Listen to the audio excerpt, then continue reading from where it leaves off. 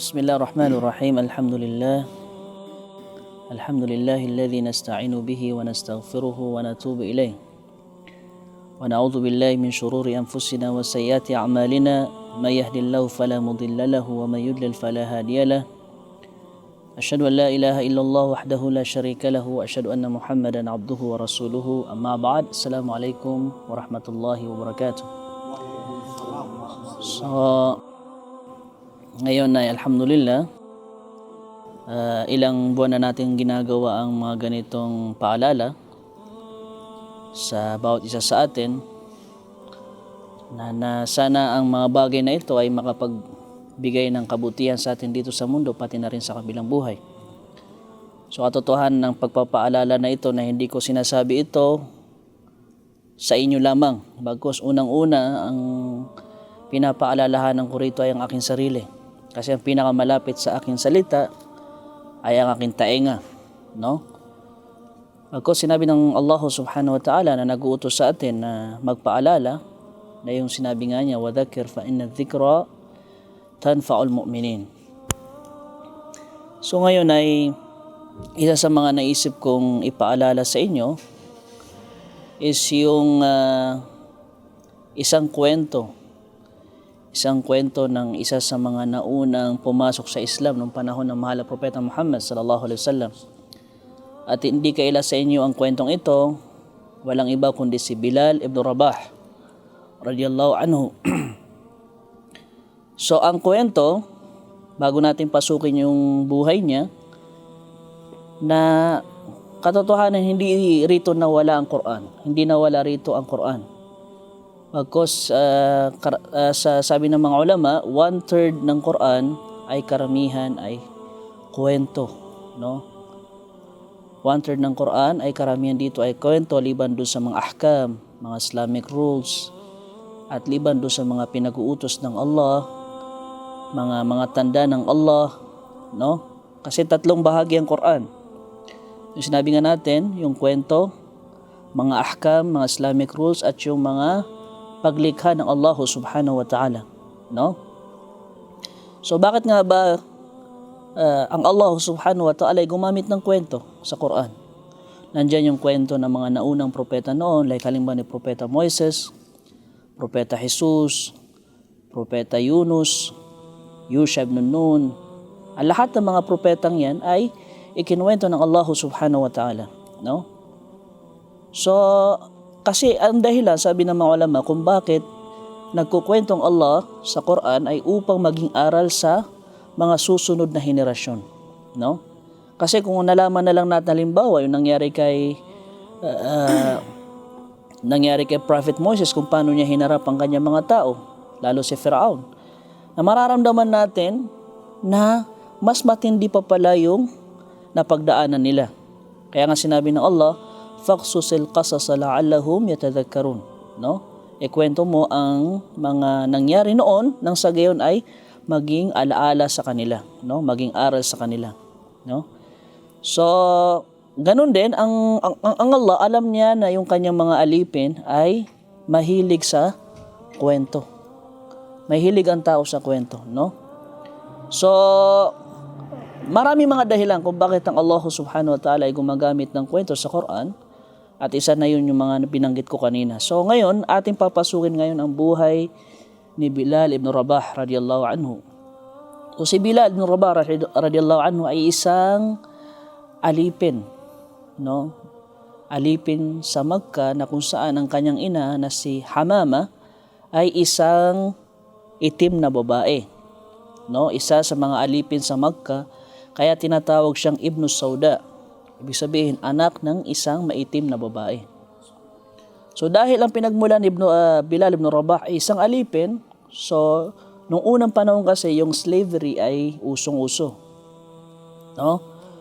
So ang pagiging alipin ay wala kang karapatang magmay-ari ng isang yaman, mag-asawa. Nakadepende lamang yan kung ito ay naisin ng nagmamay-ari sa iyo. So ganun kapait yung nangyari kay Bilal ibn Rabah, na kung saan sa kanyang kabataan pa lamang hanggang sa kanyang paglaki ay nakaranas na siya ng pagiging alipin ng iba, no? So dahil na si Bilal ibn Rabah radiyallahu anhu ay narinig niya yung turo ng Islam. Kasi sa Islam, na walang pagkakaiba ang itim sa puti, liban ang takot sa Allah, no? So nung marinig niya yung ganong katuruan, ay sabi niya, ito yung magandang relihiyon na makikita mong nababagay sa lahat ng antas ng lipunan. Kasi ang mga Quraysh noon, hindi nila ipinapantay ang mga tao mas mababa sa kanila, no?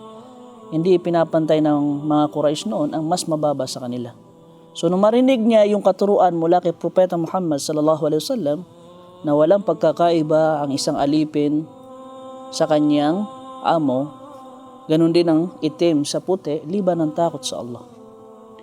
So isa si Bilal bin Rabah radiyallahu anhu sa mga naunang yumakap sa Islam, no? So nung si Bilal bin Rabah radiyallahu anhu ay nalaman ng kanyang amo na si Umayyah ibn Khalaf na siya ay yumakap sa Islam, ay pinarusahan nila ito ng parusang walang sino man ang may kaya na tiisin ang mga ganong parusa. Halimbawa na lamang yung ginawa sa kanya, na kung saan kapag sa pinakamainit na panahon, pinakamainit na oras, no, na ibinababad ang kanyang likod sa lupa na may kasamang bakal na nagliliyab, no? Bukod sa nagliliyab yung bakal na yon ay pinahihiga siya sa lupang napakainit, birramda, no? So hanggang sa malasap niya yung parusa, no? Binanggit nga dun sa isang libro na nabasa ko na halos yung mantika ng kanyang katawan ang siyang pumapatay dun sa init ng bakal na inilalagay sa kanyang katawan, nang sa gayon ay mas lubusan niyang maranasan yung hirap at pasakit na ibinibigay sa kanya ng mga Quraysh. Dahil ang gusto ng mga yon, ng mga pinuno ng mga Quraysh, isa na rin si Umayyah bin Khalaf, na isuko niya ang Islam. Kaya nga kung ihahambing natin ang buhay natin kay Bilal bin Rabah radiyallahu anhu, na kung saan pumasok tayo sa Islam na hindi tayo nahirapan, so ganong kalaki yung blessing natin sa Allah, no? Hindi tayo dumaan sa pagpaparusa ng tulad na nangyari sa kanya, na ibinababad ang kanyang katawan sa pinakamainit na baga, sa pinakamainit na lupa, no? Sa oras ng tag-init. Hindi lang yon, bagkos nilalatay ang kanyang likod kapag natapos ang ganung pagpaparusa. Liban doon sa pagpapainit sa kanya sa pinakamainit na lugar, ay nilalatay pa ang kanyang likod, no? Isa rin sa mga parusang ibinigay sa kanya na yung ginagawa siyang yung parang hinihigit, hinahatak ng mga tao sa lahat ng lugar sa Makkah upang maipakita sa mga tao kung ano yung dadanasin ng mga taong yayakap sa Islam. So, ang mga tulad ni Bilal bin Rabah ay sumuko, no, liban sa kanya. So, ang sabi ng kanyang amo, nasabihin mo lamang na ikaw ay naniniwala na ang Diyos ay si Allat wal Uzza. Yun yung mga sinasambang mga ribulto, mga Diyos-Diyosa na mga Quraysh noon. So sabi niya, la uhsinu kalamahu, o hindi ko kayang sabihin ang bagay na yan. Bagko sinasabi lamang niya, ahadun ahad. Ang Allah ay nag-iisa, ang Allah ay nag-iisa, no? So dahil sa yung pananampalataya ay pumasok na sa kanyang puso, so wala siyang hindi niya pinapansin yung mga parusang yun. Allahu Akbar. So tingnan niyo kung gaano kalaki yung biyaya sa atin ng Allah na tayong mga yumakap sa Islam ay pinagkalooban ng Allah ng Islam ng hindi tayo dumaan sa ganyang pagpaparusa. Kaya nung makita ni Abu Bakr Siddiq radiyallahu anhu ang ganong kalagayan ni Bilal, ay ito ay kanyang binili.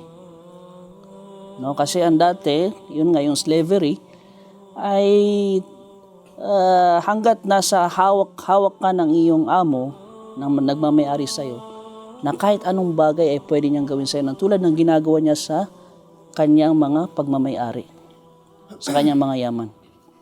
No? So, binili siya ni Abu Bakr Siddiq radiyallahu anhu.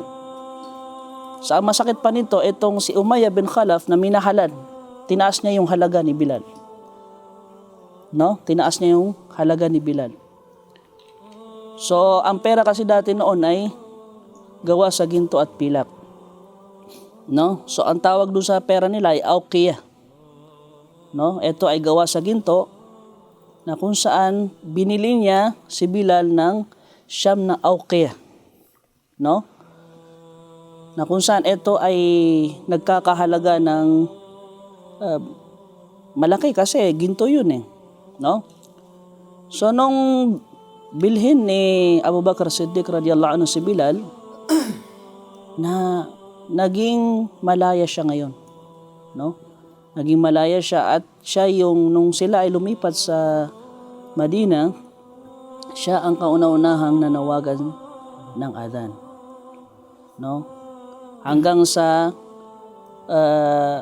dumating ang kamatayan ng mahal na propeta Muhammad sallallahu alaihi wasallam, at yun nga dumating yung khilafa ni Abu Bakr Siddiq radiyallahu anhu, na dahil sa kalungkutan na nararamdaman ni Bilal radiyallahu anhu ay hindi niya nakayanang magpatuloy pa sa pag-aadan. Kasi naalala niya na nung panahon ng mahal na propeta Muhammad sallallahu alaihi wasallam siya ay nag-aadan. So hiningi niya kay Abu Bakr Siddiq radiyallahu anhu na siya ay makibaka. Pupunta siya sa Sham, sa Syria, upang makilahok sa pakikibaka sa daan ng Allah subhanahu wa ta'ala. So sabi niya kay Abu Bakr Siddiq radiyallahu anhu na ibilang mo ako sa mga taong pinapadala mo sa mga ganyang misyon. Sabi ni Abu Bakr na la atiqu firaqak, hindi ko kayang mahiwalay sa iyo. So sabi ni Bilal radiyallahu anhu na, o mahal kong kapatid, kung ako ay binili mo para sa Allah, na palalayain mo ko para sa Allah. Pero kung ako ay binili mo para sa iyong sarili, na hindi mo ko palalayain. Allahu Akbar.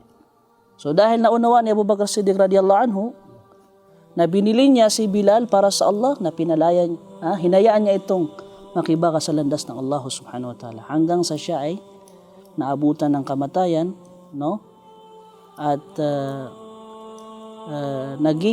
naging isang mabuting halimbawa si Bilal sa mga taong nanampalataya sa Allah, na nagtiis para sa daan ng Allah, para sa daan ng Islam, at naging halimbawa siya sa mga taong mababang antas pero dahil sa takot niya sa Allah subhanahu wa ta'ala na itina siya ng Allah, no?